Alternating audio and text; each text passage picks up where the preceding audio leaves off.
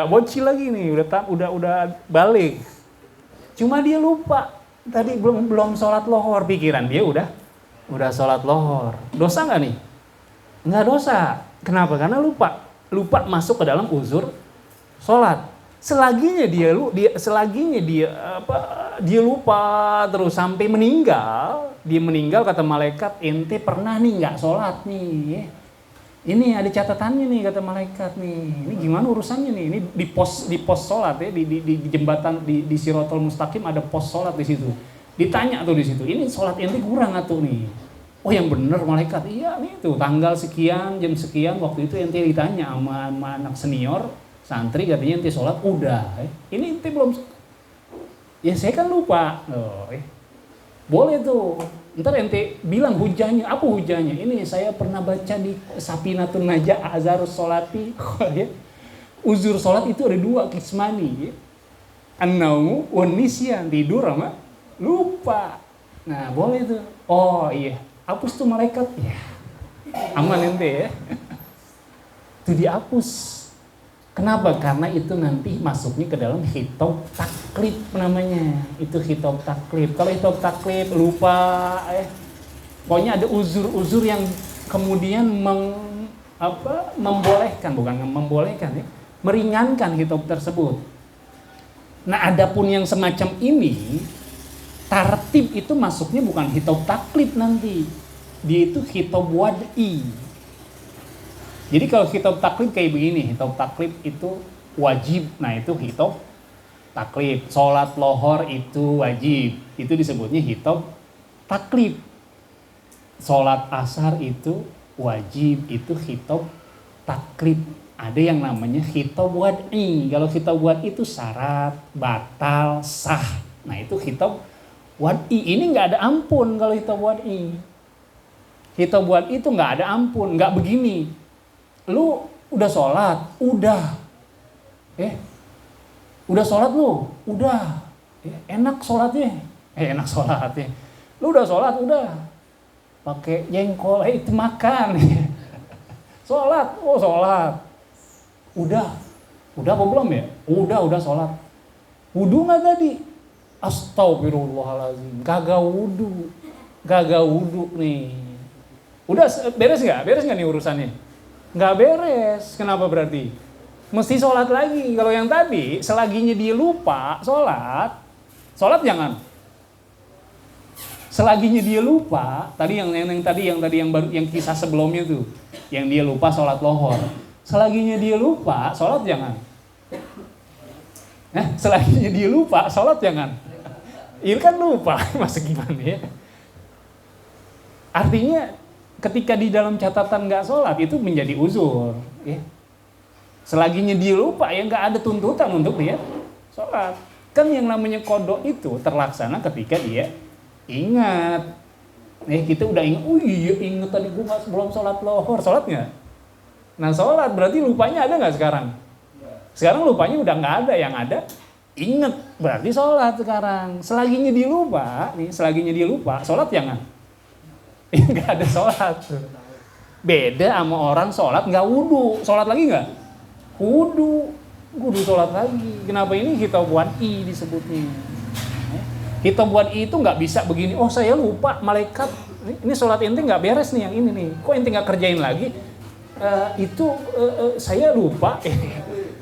Saya lupa tartib. Saya lupa wudunya. Nggak ada alasan. Tuh jadi nggak gugur dengan sebab lupa atau ikrohin atau sebab dipaksa. Misalnya, di sini ada merah-merah. Di mana? Di palanya nih ada merah-merah, disuruh ngaca, ditelepon, ngaca, ente ngaca. Wah iya, ada apa tuh? Di pala ente ada apa? Ada laser. Berarti ente lagi dibidik nih sama sniper. Waduh, wah, saya kudu ngapain nih? Udah merah ini. Ini tinggal disuruh tembak doang, mati ente. Terus saya kudu ngapain? Ente kudu wudu. Masya Allah, penjahat nyuruhnya ngapain? Nyuruh wudu, ente kudu wudu. Wah, Allah, ente ini penjahat ya? Iya. Kok penjahat nyuruh wudu? Iya, aku penjahat soleh. Penjahatnya soleh nih, disuruh wudu. Alhamdulillah, kirain disuruh ngapain? Entar dulu, ente juga ane suruh wudu, tapi jangan pakai tertib. Nah lo, disuruh wudu jangan tertib. Abis itu ente sholat, masih ada merah-merahnya, masih ada merah-merahnya. Wudu dah tuh, wudunya nggak tertib nih. Wudunya tangan duluan, abis itu baru muka kata yang mau nembak. Perut cuci perut cuci perut basuh apa lagi macem-macem disuruh, kan ada tertib di situ. Udah selesai, udah sholat Allahu Akbar, sholat abis sholat nggak ada tuh, udah hilang tuh apanya, lasernya udah nggak ada, udah hilang. Wow, udah selamat nih gue alhamdulillah sholat udah terlaksana nggak sholatnya? Enggak. Walaupun dipaksa, walaupun di alasannya datang, ente udah sholat, ini ceritanya sama temennya datang, udah sholat, udah kapan barusan, cuma enak tuh sholat barusan gua, emang apa? Wudunya nggak tertib. Lah kata temennya, lah nggak sah sholatnya, mesti diulang nggak? Mesti diulang? Enggak dong, nggak diulang dong. Sama dong kayak orang lupa karena dia belum sholat. Ini sama posisi, enggak.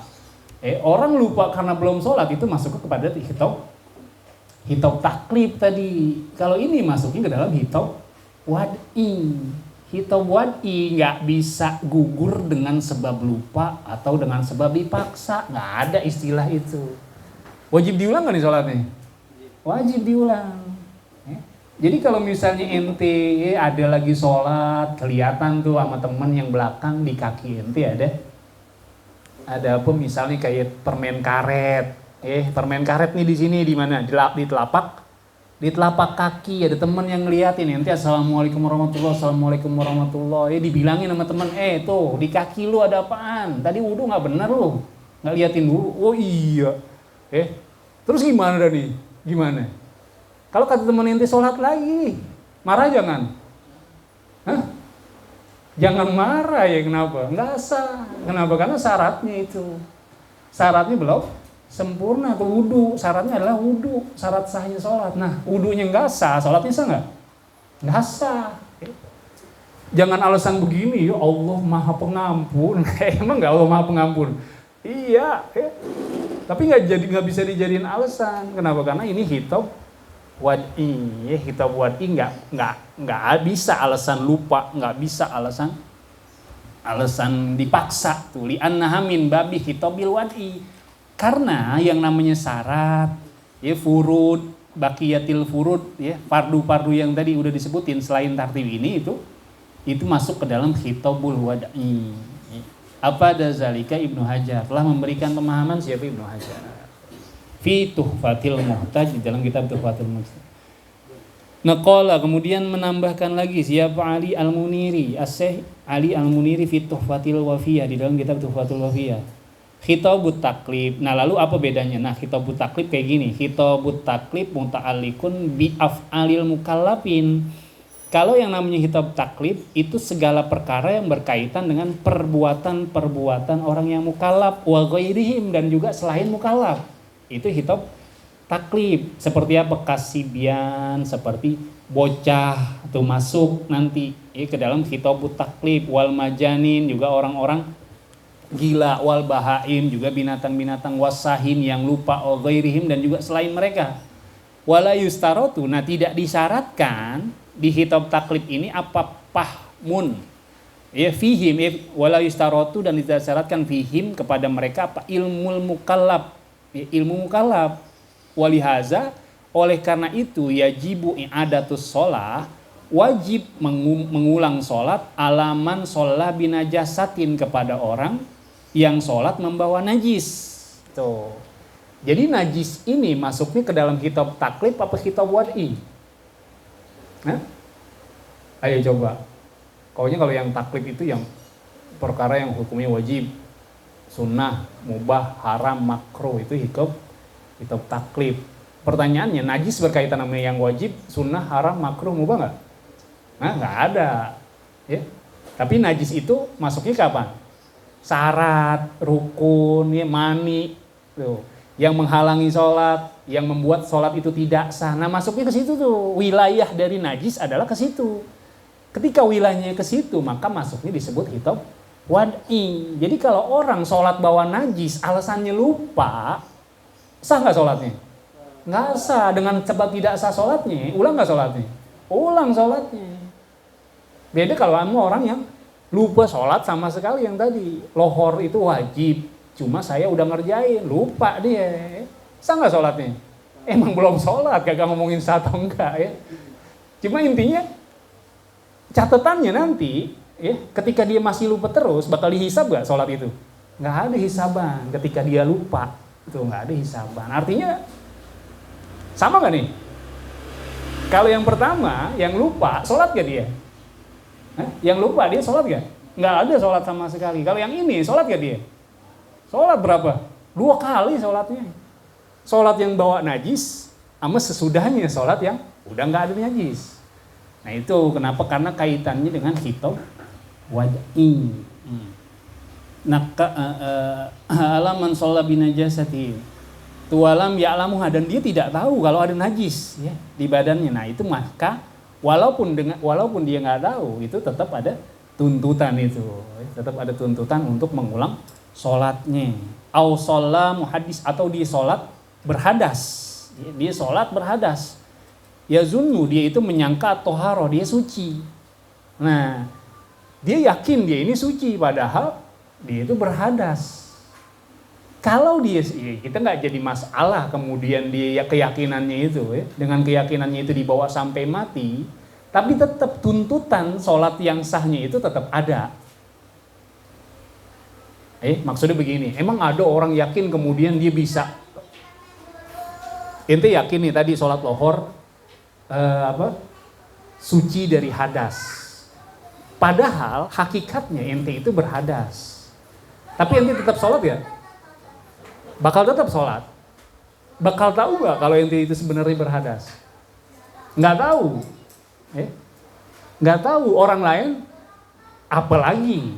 Pernah nggak ngalamin situasi kayak gini nih? Bukan situasi, keadaan yang ente yakin bahwasanya ente ini suci dari hadas, padahal berhadas. Pernah nggak ngalamin situasi itu? Kalau pernah berarti ente nggak yakin. Nggak pernah saya mah. Tapi ketahuannya apa? Ya ntar udah mati dah tuh ketahuan ya. Ini ada catatan ente pernah meyakini bahwasanya ente sholat punya wudu, padahal ente belum punya wudu nih ya.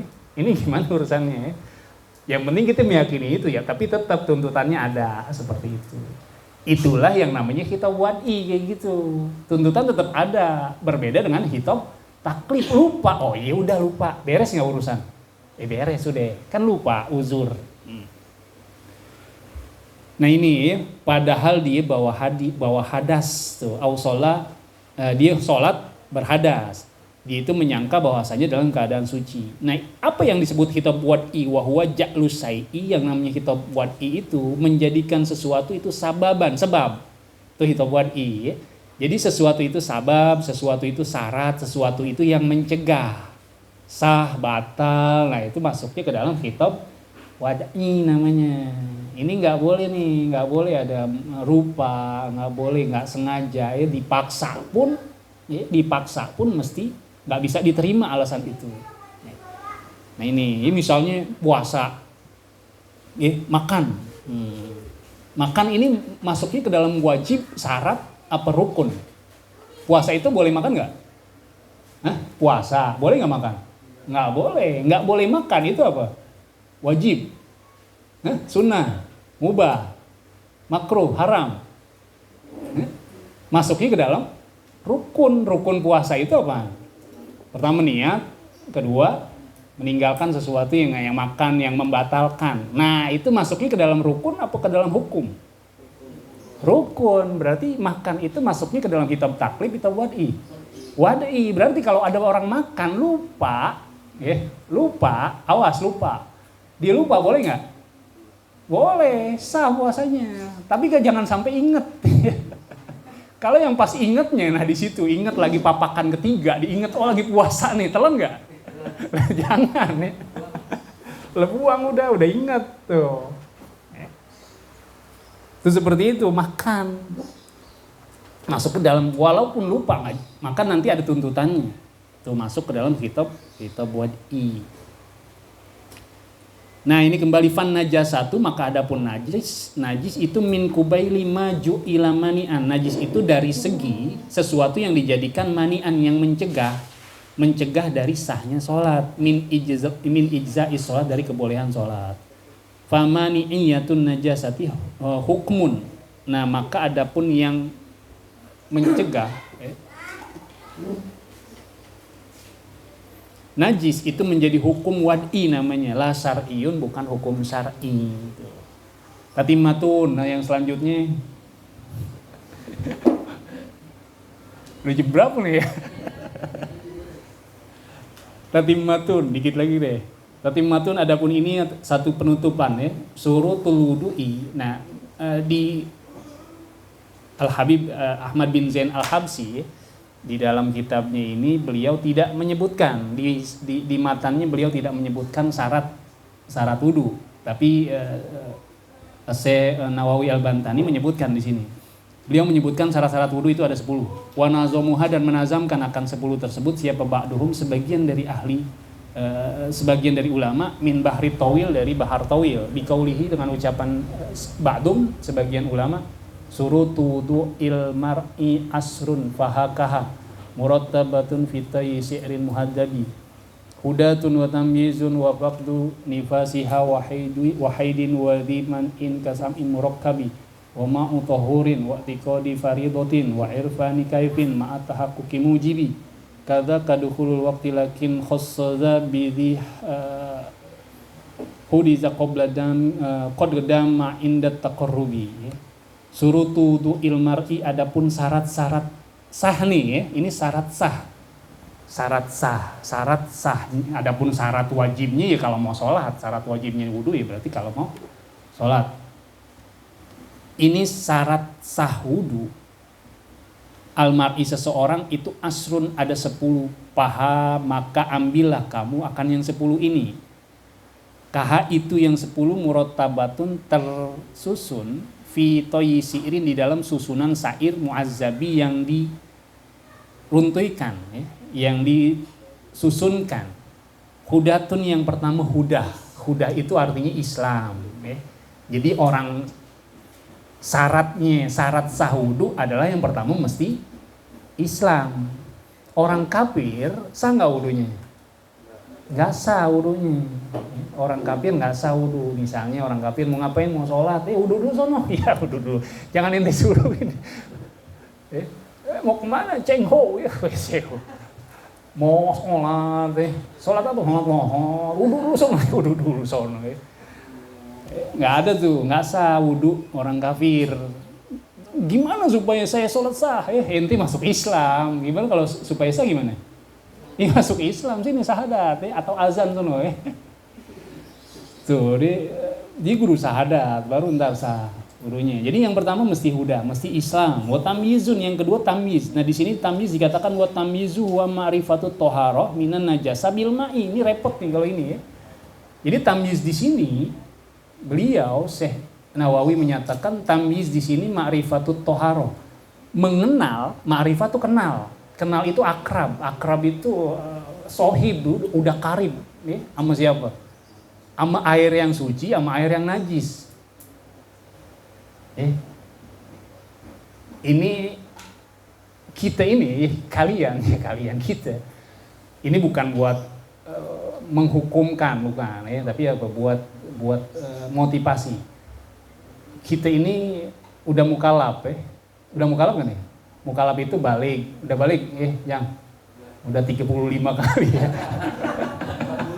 Oh 40 kurang. Balik ya. Sehat akal sehat. Enggak nyengir sendiri kan, enggak. Akal sehat, mata, kuping sehat sampai dakwah. Nah, itu mukalaf. Kalau udah mukalaf begini, Islam ya, wajib enggak nih sholat? Wajib sholat. Nah yang namanya sholat itu wajib, nggak kemudian udah sholat aja beres nggak urusan. Nggak begitu, mesti tahu aturannya. Jangan kata aturan yang sekian banyaknya, tahu yang ini aja nih. Syarat sahnya wudhu adalah mengenal air yang najis dan mengenal air yang suci. Repot gak nih? Kalau nggak ngaji? Ya repot deh. Air teh misalnya, air teh nih kita wudhu aja ya. Mbak, ngapa? Saya mesen air tehnya 1 ember. Orang-orang pada segelas-gelas, saya ember. Ente buat apa? Saya buat minum, sisanya buat wudhu. Kagak beres nih. Nggak beres, nggak bisa. Kenapa? Karena mesti tahu tuh, di sini tamyiz, di sini katakan ma'rifatut thaharati minan najasati bil ma'i. Mengenal orang yang mau sah wudunya itu mesti tahu mana air yang najis, mana air yang suci itu. Jadi tamyiz di sini tamyiz bukan sekedar tamyiz balik, bukan. Tamyiz mesti bisa membedakan mana air yang suci, mana air yang boleh dipakai wudu, mana air yang nggak boleh dipakai wudu. Yang selanjutnya faqdu nifasiha, mesti perempuan mesti kalau mau sah wudunya ya mesti suci dari nifas, wahaidin, dan juga suci dari haid. Kenapa? Karena perempuan yang nifas, perempuan yang haid itu nggak wajib sholat, bahkan haram sholat. Berarti kalau sholatnya haram, wudunya sah nggak? Ya kagak jadi wudunya nggak jadi. Tuh, man'i kasam'in, waziman'in, dan yang selanjutnya syarat sahnya wudu adalah mesti suci, mesti nggak ada dari sesuatu yang mencegah sampainya air ke kulit. Kasam'in seperti lilin yang tebel tuh, cat. Nah itu mesti nggak ada tuh di anggota wudu, baik itu di muka, tangan ataupun di kaki. Kalau misalnya adanya di lengan atas dekat ketek, ada lilin di situ, sah nggak wudunya?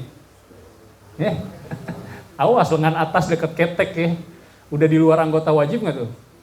Itu di luar anggota wajib, ya nggak jadi masalah. Ini yang di anggota wudunya tuh, jangan ada sesuatu yang menghalangi sampainya air ke kulit. Tuh, sampai yang kemarin dikatakan juga apa? Kotoran yang ada di bawah kuku, tuh hati-hati di situ. Yaitu faqdu liman ikasamin murakkabin wa ma'u tahurin. Yang selanjutnya adalah mesti pakai air yang suci dan mensucikan. Jadi mesti pakai air suci, mensucikan. Artinya suci apaan? Artinya air suci apa? Suci zat air itu. Maksudnya apa? Ini bukan yang air yang haram. Air yang haram apa? Haram zatnya ya. Kalau misalnya haramnya bukan zati, haramnya aridi, itu nggak jadi masalah buat keabsahan wudu. Suci zat airnya. Misalnya, saya pakai wudu mau pakai topi miring, topi miring. Tahu topi miring? Ini air apa topi? Air, cuma mereknya topi miring. Sah nggak wudunya? Enggak, kenapa? Karena itu air najis tuh, air miring. Itu udah air yang memabokkan, nah itu najis, nggak sah tuh, karena bukan air suci namanya. Jadi mesti air suci. Air suci nggak air teh? Suci. Kalau nggak suci ente nggak boleh minum. Dia suci, berarti boleh wudu. Tak dulu, wudu itu mesti suci plus mensucikan. Kalau air teh itu cuma suci, mensucikan nggak? Nggak menurut nggak usah menurut deh. Kopi wudu pakai air kopi, sah nggak? Nggak sah. Kenapa? Kan kopi suci nggak?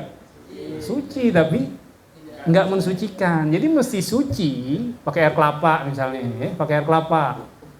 Oke, saking banyaknya nih, kelapa banyak nih, taruh di galon, taruh di toren, 1 toren tuh air kelapa. Ente mandi hadas besar pakai itu, Jadi nggak? Kan suci, tidak mensucikan. Jadi mesti yang suci, mensucikan seperti apa? Air yang lepas kaid, air yang nggak ada kaid di dalamnya. Begini maksudnya nggak ada kaid. Pas ditaruh air bening, air bening. Ente taruh gelas, sebutannya apa? Masa air gelas? Air beningnya kesiniin. Air bening yang di sumur, ente taruh ember air beningnya, ente taruh ember. Kata guru nih misalnya, gurunya bilang, ente nimba di sumur tuh, Walaupun sebutannya air sumur tadinya, cuma gurunya lagi ngajarin gini, air bening yang di sumur ente timba air beningnya. Nah abis itu air beningnya ente masukin ke ember. Udah selesai dari ember, air beningnya ente bawa ke sini. Disebut air ember gak? Air bening aja terus, air bening, air bening, air bening. Nah itu yang kayak gitu. Itu disebut suci plus mensucikan. Ya. Jadi mesti ma'un tohurun, air yang suci, ma'un tohurun mensucikan. Jadi nggak cukup wudhu itu pakai cuma air suci doang. Nggak cukup cuma, apalagi air yang najis. Yang air suci aja udah nggak cukup. Mesti apa? Suci plus mensucikan. Wa'tiqadu faridotin, yang selanjutnya mesti menekadkan fardu. Pertanyaannya, orang yang nggak tahu, nggak bisa ngebedain mana yang fardu yang sunnah, bisa nggak menekadkan fardu? Nah ini. Makanya diajarin nih, yang kemarin diajarin nih fardu wudu ini nih, udah biar ente tahu bisa ngebedain mana yang fardu mana yang sunnah. Tuh mesti menekadkan fardu, wa irfani kaifin, dan mesti tahu tata caranya. Mau sholat iya, sono wudu dulu. Ya saya kagak tahu wudu. Nah lo, belajar dulu, ajarin tuh. Nih wudu begini nih. Ini yang fardu, ini yang sunnah, ini syarat-syaratnya. Ini yang mesti dikerjain, ini yang nggak boleh. Waduh. Saya lupa loh. Ya udah ayo gue temenin wudunya ya. Tuh ayo muka niat sambil niat muka, ayo udah basah semuanya, udah tangan ya. Awas pala ya, terus kaki dah tertib selesai, ayo sholat. Tuh mesti tahu tata cara wudunya. Ma'a tahakkuki mujibin, serta tahakkuk mujib. Yakin hal-hal yang mewajibkan wudu. Jadi nggak sah orang yang wudu tapi wudu untuk sesuatu gini. Kayaknya belum batal, wudu tajdidul wudu. Wudunya tajdidul wudu. Nawaitu saya niat memperbaharui wudu. Selesai wudunya. Pas mau sholat, Allah astagfirullah. Ngapa? Yakin. Yakin. Tadinya dia yakin nggak kalau udah batal? Ini begini, ini ada orang, dia nggak yakin kalau dia belum batal. Nggak yakin belum batal. Dia nggak yakin kalau dia udah batal. Yakinnya adalah masih punya wudu. Yakinnya masih punya wudu. Ini tinggal sholat aja kan sebenarnya. Sebenarnya tinggal sholat aja. Kenapa? Karena dia yakin masih ada wudu. Tinggal sholat aja. Tahu-tahu tajdidul wudu tajdidul wudu, saya niat wudu memperbaharui wudu tuh. Pas niat wudunya selesai wudu, sholat. Pas lagi mau sholat, astagfirullahaladzim, ya ngapa tadi gue nyolek cewek, nyolek tangan cewek tadi, astagfirullahaladzim. Yakin tuh, pas itu, itu kan nyolek tangan ceweknya kapan? Sebelum wudu, sekarang udah wudu, sholat berarti sah nggak nih? Nggak sah. Kenapa? Karena nggak tahakkuk mujib. Dia itu nggak yakin tadi pas lagi wudunya. Pas lagi wudunya nggak yakin bahwasanya wudunya itu batal. Tapi yakinnya apa? Masih punya wudu. Berarti wudu yang dikerjain itu wudu berdasarkan keyakinan dia nggak punya wudu, apa wudu berdasarkan keyakinan dia punya wudu? Berdasarkan keyakinan dia punya wudu, tapi sekarang keyakinan itu udah hilang. Otomatis wudunya juga jadi nggak usah wudu lagi tuh. Wudu lagi. Tuh wa tahakkuki mujibin kadza kaduhulul waqt. Nah, yang selanjutnya adalah telah masuk waktu, lakin khusoza bili hadasin qaddama inda taqarrubi. Yang selanjutnya adalah syarat sahnya wudu kudu udah masuk waktu. Jangan sampai titik situ. Paham nggak? Syarat sahnya wudu kudu udah masuk waktu bagi, kalau ini bagi orang yang hadasin qaddama, bagi orang yang hadasnya terus menerus. Kalau yang selamat ini ada yang punya beser nggak nih? Engkong kong ujang udah beser belum Kalau mau bangun dari abis ngaji tolong ini. Angkatin gua. Lihat tahu-tahu ubin udah basah, ya masyaallah. Kalau yang beser, nah ini dia syarat wudunya adalah mesti udah masuk waktu. Kalau kita boleh nggak nih? Tadi habis sholat lohor, habis itu ngaji nggak batal wudu, habis itu sholat asar, boleh nggak? Boleh tuh. Tuh wudu kayak gitu boleh. Berarti syarat yang ke-10 ini, syarat yang ke-10 hanya bagi orang yang beser tuh, atau perempuan yang istihadah tuh. Nah mereka nggak boleh tuh wudunya, wudu subuh kayak kita modelnya santri, wudu subuh buat sholat maghrib. Hebat gak tuh? Berarti subuh, asar, lohor, maghrib dipakai dari wudu subuh. Kenapa? Karena sholat subuhnya jam 5 sore. Kodok semua tuh. Nah ini, jadi yang syarat yang nomor 10 adalah telah masuk waktu. Ini khusus buat orang yang daimul hadas, ya, orang yang hadasnya nggak bisa hilang memang. Ya hadasnya nggak bisa hilang. Nah orang-orang yang begini niatnya nggak boleh nawaitu rob al hadasi, ingat nggak boleh itu tuh dia niatnya. Kenapa? Karena hadasnya nggak hilang. Orang yang beser keluar terus air kencing atau beser kentut, ada nggak beser kentut? Ya udah begitu aja, prat, nggak boleh gerak dikit, berat, ya. Begitu aja, sholatnya begitu juga, Allah berat, bar ya. Nah kalau yang kayak gitu, itu niatnya bukan rof'al hadas, tapi niatnya istibahah nanti, istibahah sholat. Ya. Wallahu a'lam bisawabi, mungkin ini saja yang bisa saya sampaikan, mudah-mudahan ada manfaatnya. Ya. Terakhir kita baca Fatihah buat guru-guru kita, ya wabil khusus buat pimpinan pondok ini, mudah-mudahan Allah berikan keberkahan, ya berkah ilmunya, berkah anak didiknya, berkah umurnya, berkah anak keluarganya, ya berkah rezekinya, berkah ilmunya. Bihadhihi niyah wa ala kulli niyatin sholihah wa ila hadratin nabiyil mustafa Rasulillah sallallahu alaihi wasallam. Al-Fatihah. A'udzu billahi minasy syaithanir rajim. Bismillahirrahmanirrahim. Alhamdulillahi rabbil alamin arrahmanir rahim maliki yaumiddin.